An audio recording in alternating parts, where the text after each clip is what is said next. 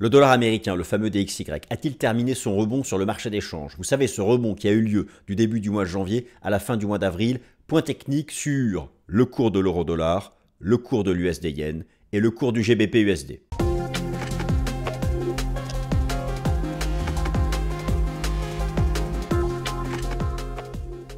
Alors chers amis, bienvenue, nouvelle édition du Fast and Forex, mercredi 8 mai 2024, j'espère que vous allez bien.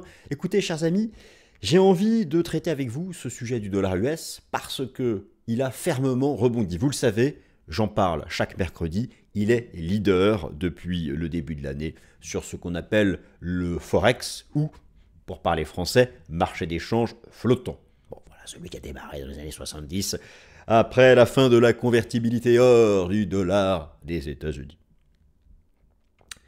Oui, car il y a plusieurs dollars, il n'y a pas que le dollar des États-Unis dans le monde. Mais c'est quand même lui qui domine, puisque je vous rappelle qu'il représente 88% des échanges sur le Forex. En tout cas, il intervient dans 88% des échanges sur le Forex.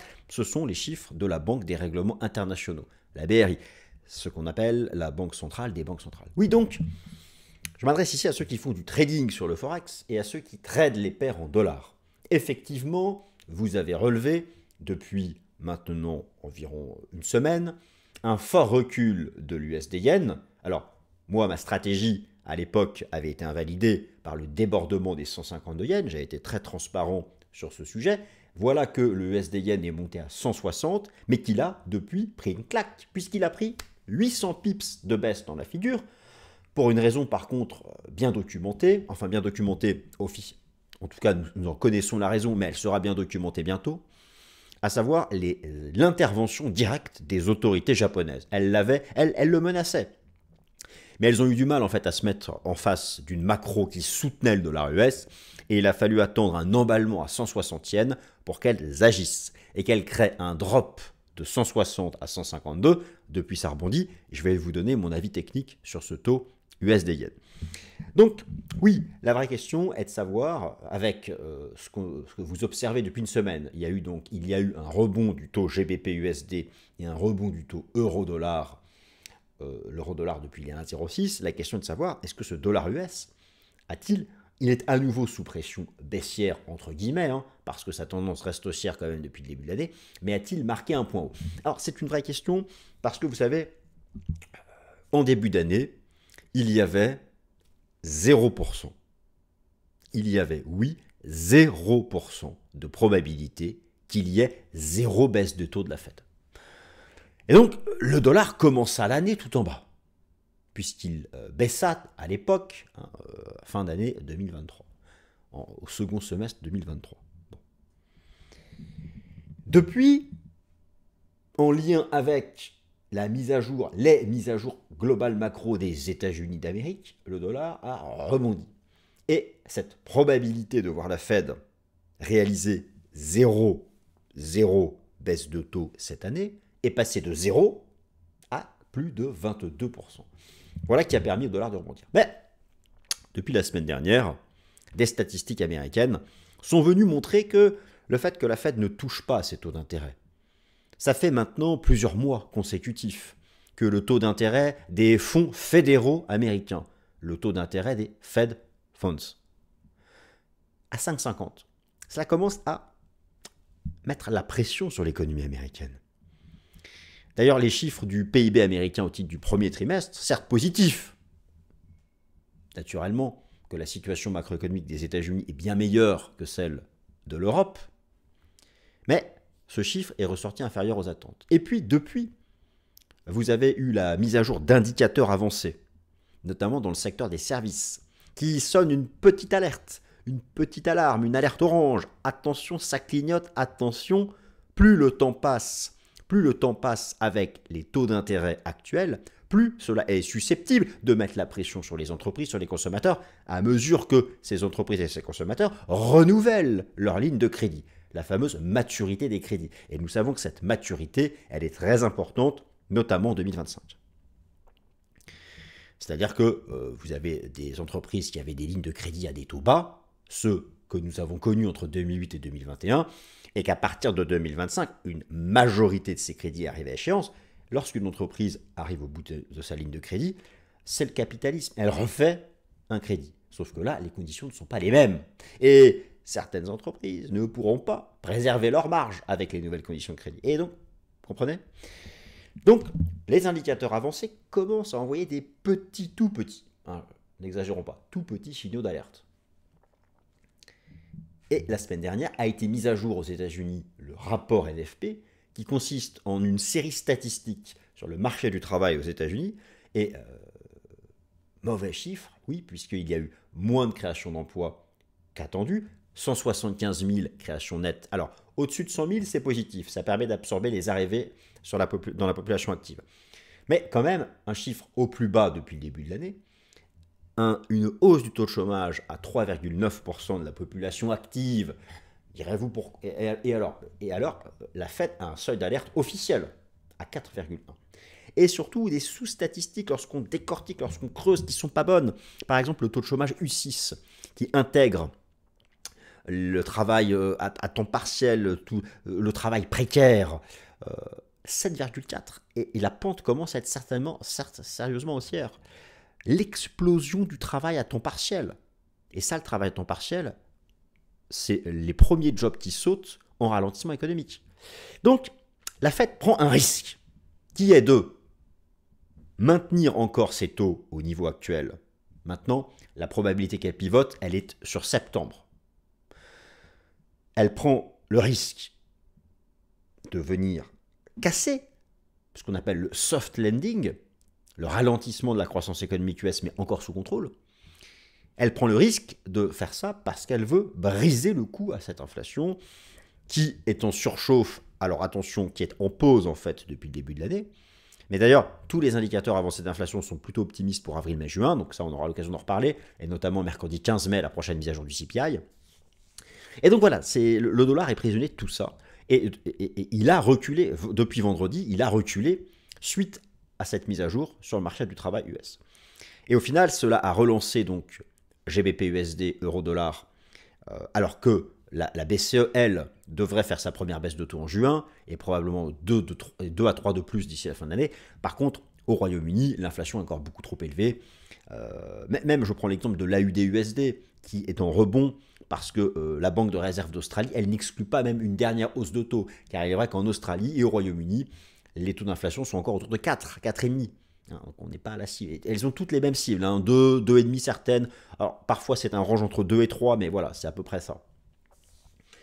Donc se pose la question, pour ceux qui traitent le Forex, de savoir si ce DXY dollar US que nous allons regarder a fait son point haut, eh bien, faut-il donc chercher à se repositionner long sur euro-dollar, sur GBP-USD et ce satané USD-Yen. On a désormais une super frontière à 152. Alors, tant qu'on tient les 152, c'est bullish, mais si on réintègre, voilà. Et que font les institutionnels? On va regarder les données du rapport Commitment of Traders, donc c'est parti, chers amis, on perd pas de temps. J'ai fait une introduction, oulala, c'était trop long, 8 minutes, c'était trop long. Je pense que là, j'espère que ça vous a pas quand même ennuyé. Donc, j'ouvre la séance. J'ouvre la séance au programme. Alors que j'imagine que certains parmi vous sont partis déjà en week-end de 4 jours. Alors ça dépend, en France, mercredi 8 mai, jeudi 9 mai, et le pont de l'Ascension. En Suisse, il y aura peut-être seulement le pont de l'Ascension. Dans tous les cas, si vous êtes partis, les amis, ne partez pas trop loin. Et prenez plaisir à regarder cette vidéo qui va parler du dollar US. 3 parties, les indicateurs avancés, le marché du travail se remettre la pression sur le dollar US. Nous allons faire une analyse croisée dollar US et euro-dollar. USD-Yen, les autorités japonaises passent à l'action. Et oui, il y a aussi une partie sur le GBP-USD, j'ai oublié de la mettre ici, mais elle aura effectivement sa place. Les fondamentaux mettent à nouveau la pression sur le dollar américain face à un panier de devises. Le dollar US qui a rebondi de 7% en 2024. Alors déjà, de quoi parlons-nous? Nous parlons de ça. Vous avez donc ici, depuis le début de l'année, quasiment, c'est très précis en fait, depuis vraiment fin décembre, un rebond du dollar US de 100 points à 106 points. Alors ce rebond de 100 points à 106 points, c'est traduit par une correction du cours de l'euro-dollar. Vous avez cette correction d'ailleurs qui est propre, une belle correction ici en 3 temps. Cela a aussi donc donné lieu à cette correction sur le GBP-USD. Et donc cela a donné lieu à une accélération sur le taux USD-Yen qui a dépassé ce seuil. Et vous avez eu donc ici, depuis le lundi 29 avril, vous avez eu une succession d'interventions des autorités japonaises et vous constatez que le marché a perdu 800 pips, ce qui n'est pas rien. Donc ça, j'y viens tout à l'heure pour la partie technique. Mais effectivement, donc, le dollar, et donc vous observez que depuis début mai, entre janvier et avril, le dollar a bien progressé. Depuis début mai, il est en correction. En correction pour des raisons fondamentales. Est-ce que ces raisons fondamentales sont suffisamment puissantes pour pouvoir affirmer qu'enfin, le dollar US a terminé son rebond? Et donc terminer cette fameuse vague B que nous travaillons ensemble, puisque moi je vous rappelle mon scénario sur le dollar US, mon scénario à horizon 12 mois, qui est une réplique de cette première phase de baisse qui avait lieu en 2023. Nous sommes là dans la construction de cette vague B. Alors, s'agit-il ici d'une structure en flat, d'une structure en zigzag qui peut aller chercher un poil plus haut, ou encore d'une pattern en triangle? Ce sont des hypothèses fractales qui sont sur la table, mais pour moi, j'estime, et c'est plutôt un scénario pour dernière partie de 2024 et surtout 2025, j'ai ce scénario-là. Ensuite, d'une baisse en direction des 95 points. Et donc ça ramène forcément, à horizon 2025, l'euro-dollar et le GBP-USD plus haut. Donc, nous travaillons ce sujet. Alors, déjà, revenons sur cette hausse du dollar américain depuis le début de l'année. Le dollar US a rebondi de 7% en 2024, entre janvier et fin avril, sur fond de reconsidération brutale des anticipations de pivot de la Fed. Et effectivement, vous avez ici, donc regardez bien, c'est intéressant, vous avez l'évolution de la probabilité de 0 baisse de taux de la Fed. Et en décembre dernier, et en fait jusqu'à mi-février, la probabilité que la Fed réalise 0 baisse de taux, c'est-à-dire donc qu'elle maintienne son taux directeur à 5,5%, on est passé de 0% au 30 avril à 22,8%, sachant que cela est dû à une désinflation US qui s'est mise en pause. J'insiste, la désinflation US s'est mise en pause, il n'y a pas eu de rebond de l'inflation. Je vous remontre ici l'inflation selon le CPI, alors qui n'est pas l'indice inflation le plus privilégié par la Fed, c'est le PCE, vous le savez. D'ailleurs, attention, ce chiffre, en fait, maintenant, en gros, on peut blablater autant qu'on veut. La seule chose qui compte, alors oui, le marché du travail. Effectivement, les chiffres du marché du travail américain, vendredi, là, ont remis la pression sur le dollar US. Mais, au final, la seule inquiétude, c'est la désinflation. Il n'y a pas de seconde vague d'inflation depuis janvier. Il y a une courbe d'inflation qui était baissière. Donc, on parle d'une désinflation. Les prix montent, mais montent moins vite. Ces courbes d'inflation, quelles que soient, ça dépend des composantes, mais si on fait une moyenne, c'est mise à plat. Et là, le marché ne s'attendait pas à ça. Maintenant, moi, ma conviction, lorsque je regarde les indicateurs avancés, c'est que cette mise à plat des courbes d'inflation est un plateau de transition latérale avant de reprendre la phase baissière. Et c'est sur ça, essentiellement, que j'appuie mon scénario de reprise de la baisse du dollar américain en seconde partie de l'année 2024 et sur 2025. Bon, alors justement, ce CPI, c'est très important à suivre, mais ce CPI est mis à jour mercredi 15 mai, ce sera très important. Alors, donc nous en sommes là. Mais voilà, depuis le 1er mai, donc depuis la session boursière du 1er mai, ici, donc le 1er mai, c'est cette session-là, vous avez eu, mercredi 1er mai, un rejet, vous avez eu une structure en avalement baissier. Donc pour ceux qui font de l'analyse technique en bougie japonaise, vous avez vraiment ici le cas d'école d'une structure en avalement baissier, qui associe la bougie du mardi 30 avril avec la bougie du mercredi 1er mai, validant une structure en double top, et la cible théorique a été faite. En soi, ici, c'est une figure de renversement baissier, le double top. Un double top qui viendrait donc interrompre la phase de hausse ici qui avait commencé le jeudi 28 décembre. Sauf que d'un point de vue technique, il faudrait briser maintenant ce niveau, qui est un vrai niveau pivot, à 104,85 pour, vous voyez, ici c'était un seuil de décrochage baissier, test, on déborde, et là, voilà. Donc, nous sommes maintenant dans une phase d'hésitation, et ça va en grande partie se jouer sur le prochain chiffre de l'inflation américaine. Alors, pourquoi le dollar US ici est à nouveau sous pression sur le marché des changes? Il y a eu à cela un certain nombre de raisons. Tout d'abord, alors vous avez un marché qui commence à se dire que la Fed pourrait accélérer le timing de son pivot pour ne pas menacer le soft landing de l'économie américaine. C'est vrai que le PIB américain au premier trimestre est ressorti inférieur aux attentes, et il est vrai que suite à cela, il y a eu un réajustement des anticipations de politique monétaire liées à la Fed. C'est-à-dire que encore à fin avril, il n'y avait quasiment plus aucun espoir pour que la Fed pivote, c'est-à-dire réalise sa première baisse de taux depuis les 5,50, qu'elle le réalise en 2024. Et depuis les chiffres de la semaine dernière que je vais vous détailler, le marché croit à nouveau encore, mais pas avec une probabilité incroyable non plus, à 2 baisses de taux, donc une pour septembre et une pour décembre, sur le taux d'intérêt ici des fonds fédéraux. Alors, en grande partie, cela est lié au marché du travail aux États-Unis, avec un taux de chômage qui continue sa tendance haussière, le taux de chômage U3 officiel à 3,9% de la population active, sachant que la Fed a un seuil d'alerte à 4,1%. Vous avez surtout ce qui crée le lien entre inflation et marché du travail, c'est le taux de croissance annuel des salaires. Et ce taux de croissance annuel des salaires est en tendance baissière.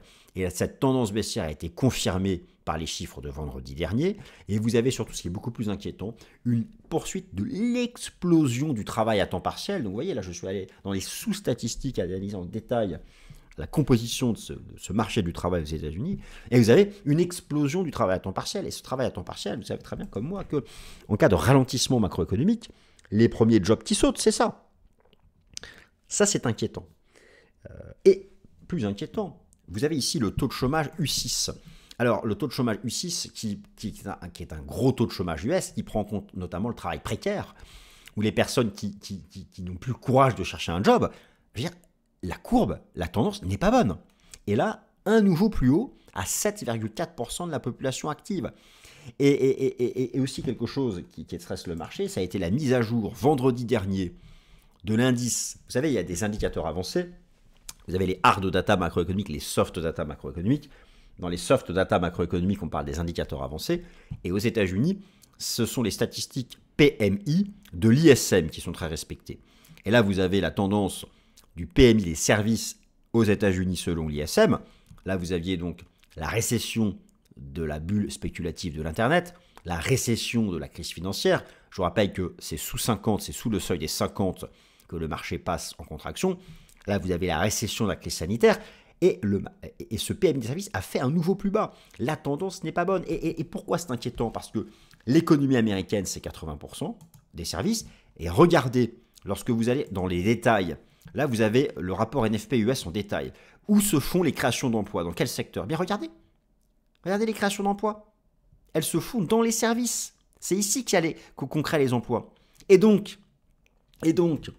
si les indicateurs avancés des services commencent à nous donner des signaux d'alerte orange, alors que c'est là que se créent les jobs, la Fed va se retrouver avec « Oh la mince, mais qu'est-ce que j'ai fait? Pourquoi j'ai maintenu les taux élevés aussi longtemps ?» Non, parce que là, s'il y a une récession, il n'y a plus de problème avec l'inflation. Bon, sauf en cas de stagflation. Mais regardez ce qui s'est passé en Europe. Et pourtant, l'Europe est la première concernée par la guerre en Ukraine, les problèmes de matières premières d'approvisionnement. En Europe, l'inflation est revenue à 2, parce qu'il n'y a pas de croissance. Ce que veut éviter la Fed, c'est un scénario à l'européenne. Pour éviter un scénario à l'européenne, elle devra bien choisir son timing. Pour ne pas pivoter trop tôt, pour être certaine que le taux d'inflation revient à 2%, mais ne pas pivoter trop tard, pour être certaine de ne pas avoir un scénario macroéconomique à l'européenne. Je n'aimerais pas être à la place de Jérôme Powell. C'est lui qu'on va juger, c'est lui que l'histoire jugera, et voilà, et si le timing n'est pas bon, c'est lui qui sera décrié lorsque dans 30 ans, on parlera de politique monétaire à l'école, si on en parle encore, et on dira, mais quelle erreur avait-il fait? Quelle erreur avait-il fait? Bon. C'est important, il y a une dimension politique aussi. Donc voilà, ce sont des choses quand même qui invitent à s'interroger sur le sujet de notre vidéo. Car si tous ces indices, si tous ces premiers signaux d'alerte sont des vraies alertes, dans ce cas, effectivement, le dollar américain a fait son point. Alors maintenant, dollar US, DXY et euro-dollar, analyse croisée. On va reprendre l'analyse technique en Elliott et le rapport Commitment of Traders. Commençons donc par le cours de l'euro-dollar. Alors moi, le cours de l'euro-dollar, je vous rappelle quel est mon scénario de fond. J'estime qu'à très long terme, le marché a fait ses 5 vagues de hausse et que nous sommes désormais nous en sommes ici. Nous sommes en train de construire cette vague B. Et en fait, tout le débat est de savoir si cette vague B est terminée. Alors, je vous remontre ça. La tendance de fond ici en données mensuelles sur le cours de l'euro-dollar, où vous avez eu donc vos 5 temps de hausse, impeccable. Et nous sommes dans une structure en ABC, une structure fractale en ABC. Et la vague B est donc ici en construction.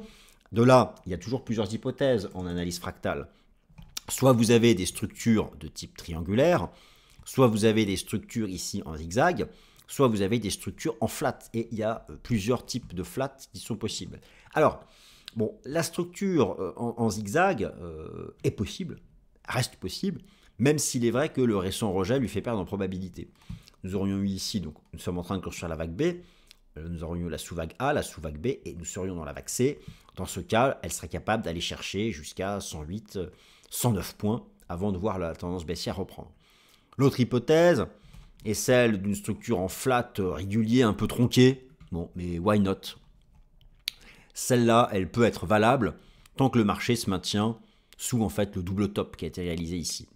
Maintenant, l'autre hypothèse, c'est celle d'une structure en flat triangulaire et du coup qui se fait en 5 temps en ABC. Nous aurions fait la C, une D, une E et ensuite, plus tard dans la fin d'année, sortir par le bas. Ce sont toutes les hypothèses qui sont sur la table. Dans tous les cas, cela alimente le fait que nous sommes bien dans une vague de transition latérale avant d'avoir une vague C, une troisième jambe de baisse. Lorsque vous regardez ensuite analyse croisée euro-dollar DXY, parce que dites-vous bien une chose, c'est que dans le DXY, vous avez 50% d'euro-dollar. Pour l'euro-dollar, j'ai des choses assez similaires, où ici on a une première jambe de hausse, une vague 1 très propre, elle-même en 5 temps, et depuis, les hypothèses fractales sont là. Soit ici, la vague 2 est terminée, nous sommes déjà dans la 3, et on aurait fait la 1 de la 3, la 2 de la 3, soit nous sommes toujours en train de construire la vague 2, et qui pourrait prendre ici la forme justement d'une structure en triangle, A, B, C, D, E, et ensuite ressortir. Dans tous les cas, moi, cette structure technique ici sur le cours de l'euro-dollar, c'est celle que je vous propose, et je vous propose même, pour être précis, un seuil d'invalidation à 1,0611. Voilà. C'est une structure voilà, qu'on perçoit bien. Alors, comment cela serait possible si la BCE devait pivoter avant la Fed? Alors déjà, effectivement, la BCE va pivoter avant la Fed, mais c'est intégré dans les cours. Ce qui n'est pas intégré dans les cours, c'est s'il y aura derrière une série de baisses de taux. Et ce qui n'est pas intégré dans les cours non plus, c'est le timing du pivot de la Fed. N'oubliez pas, les marchés intègrent toujours toute l'information en avance. Donc au stade actuel, moi ça c'est le scénario fractal que je vous propose sur le cours de l'euro-dollar. Et donc j'ai plutôt le sentiment que vous avez ici en fait une zone de bottomisation du cours de l'euro-dollar. Je ne fais pas partie de ceux qui pensent que l'euro-dollar peut aller à la parité. J'aurais peut-être tort, j'aurais tort, effectivement. J'aurais tort si la BCE pivote cette année et que la Fed ne pivote pas avant 2025. Et là, on sortira par le bas et donc tout mon décompte serait faux. Mais pour l'instant, c'est ce que je vous propose. Et je me suis tourné aussi vers les données du rapport Commitment of Traders. Alors là, vous avez l'évolution de la position institutionnelle nette, la courbe en jaune, sur le cours de l'euro-dollar, où vous aviez eu donc en début d'année un bon signal vendeur donné lorsqu'en fait cette position nette, car on peut faire de l'analyse chartiste sur la position nette, avait fait une structure en épaule, tête-épaule, et qu'on était venu faire le pullback. Et ce que j'observe, c'est que alors que l'euro-dollar ne baisse plus, alors que l'euro-dollar en fait a cessé de baisser, eh bien cette position nette arrive en zone de support, celle-là même qui à l'époque l'avait relancée. Celle-là même qui à l'époque l'avait relancée en fait en 2022 au niveau des 0,95. Et cette position nette, elle est revenue au même endroit, qui est une zone de support donc, alors que l'euro-dollar se maintient ici. Donc moi je trouve que ça va dans le sens d'une phase de transition latérale avant d'être capable plus tard de ressortir par le haut. Bon, naturellement, ces chiffres sont en retard, puisqu'ils datent de mardi de la semaine dernière, et que pour avoir les chiffres du mardi de cette semaine, c'est-à-dire du mardi 7 mai, il faut attendre ce vendredi 10 mai. Donc c'est le problème. Et il est bien possible que vendredi, je découvre en fait que la position nette est déjà là. Et dans ces cas-là, tant mieux, c'est qu'on serait en zone de support. Et ça alimenterait mon scénario d'un rebond sur le cours de l'euro-dollar. Mais au final, vous savez, dans l'euro-dollar, ok, les fondamentaux de l'euro comptent, mais plus que jamais, ce que j'ai observé, c'est que ça reste les fondamentaux du dollar US. Donc pour avoir un scénario bullish comme ça sur l'euro-dollar, il faut vraiment que la Fed ne pivote pas au-delà du mois de septembre. Alors je continue, puisque j'ai dit que j'étais précis sur le dollar yen et sur le GBP USD, USD yen. Les autorités japonaises, Japanese authorities, Japanese government, sont passées à l'action. Et oui, et là aussi, chers amis, eh bien, effectivement, rappelez-vous mon invalidation. Car, moi, quand je me plante, je le dis. Bon, de toute façon, je n'ai pas besoin de le dire, vous le constatez. Oui, je me suis planté sur l'USD Yen. Oui, effectivement, j'étais vendeur à 152 yens. Effectivement, la résistance a été briquée, j'ai été invalidé.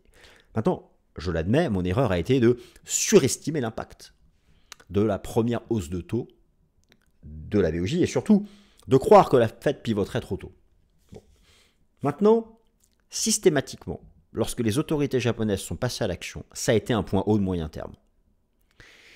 Et je pense qu'il existe une probabilité non négligeable maintenant que l'USD-Yen réintègre les 152 yens, et là ce serait vraiment un signal technique vendeur. Alors, l'USD-Yen était haussier parce que le yen était la devise. C'était du carry trade. Les taux zéro contre le reste du monde. Regardez ici ces informations sur le carry trade, toutes les paires. Tout le funding en yen a eu un retour positif.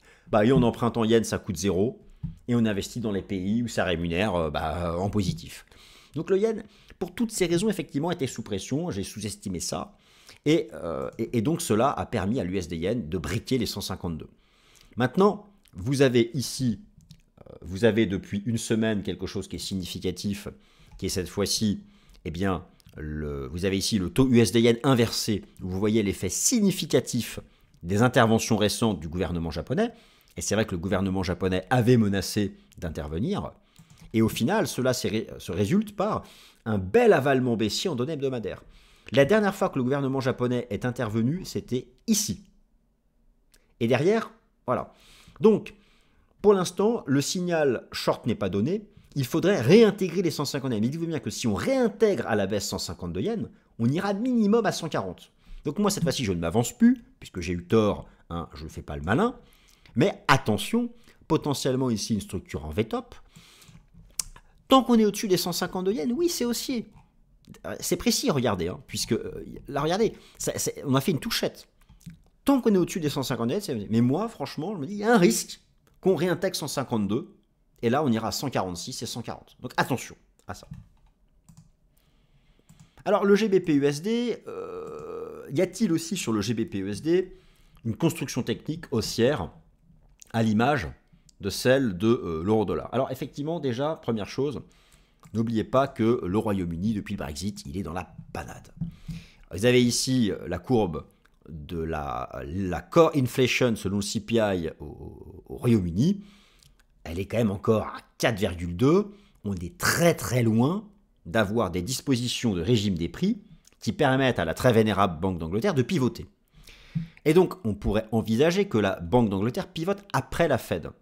Dans ce cas, si la Banque d'Angleterre devait pivoter après la Fed, effectivement, ça c'est un scénario bullish pour GBP-USD, où je trouve qu'on a une structure technique assez similaire au cours de l'eurodoll, avec une première impulsion ici entre les 1,04 et les 1,30, et nous sommes là dans une phase de transition latérale, peut-être une structure en triangle, qui pourrait être une figure de continuation. Je vous ai proposé un seuil d'invalidation sur l'eurodoll, je vous propose un seuil d'invalidation ici sur le cours du GBP USD. De toute façon, les amis, la suite, finalement, et ça a toujours été le cas, dépendra des fondamentaux américains. Et clairement, les mises à jour de ce mois de mai pour le PPI, le CPI et le PCE feront la pluie et le beau temps sur le marché des changes. Je serai avec vous dans le programme Fast and Forex pour tout analyser et vous faire les mises à jour. J'espère que ça vous a plu. Merci à toutes et à tous. Passez une bonne fin de semaine. Salut.